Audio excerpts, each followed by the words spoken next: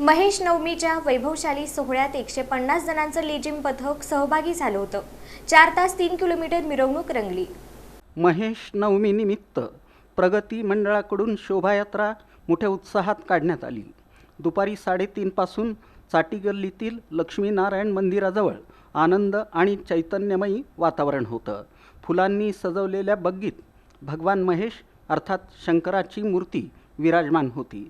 एकाच ड्रेस कोडमध्ये 150 जण लेझिम पथकात सहभागी होते। जागोजागी बग्गीतील भगवान महेशांच्या मूर्तीवर समाजबांधव फुलांचा वर्षाव करत होते। प्रसाद म्हणून थंड पेय, सरबत, ड्रायफ्रूट, मिठाई वाटप करण्यात आली।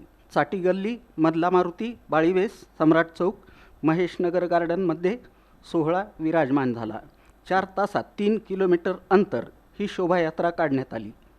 सोहळ्यासाठी प्रमुख पाहुणे म्हणून नांदेडहून ॲडव्होकेट दीपा बियाणी यांची उपस्थिती होती। भगवान महेश यांच्या मूर्तीला पुष्पहार अर्पण करून दीपप्रज्वलन करण्यात आलं। प्रगती मंडळाचे अध्यक्ष श्यामसुंदर बियाणी, उपाध्यक्ष प्रवीण भुतडा, नूतन अध्यक्ष प्रमोद दरगड, सेक्रेटरी संजय मुंदडा, रामानुज होलाणी, कमल किशोर राठी, स्मिता हरकुट, महिला मंडळ अध्यक्षा रितू राठी, अध्यक्षा स्नेहा सोनी यांच्यासह मान्यवर उपस्थित होते।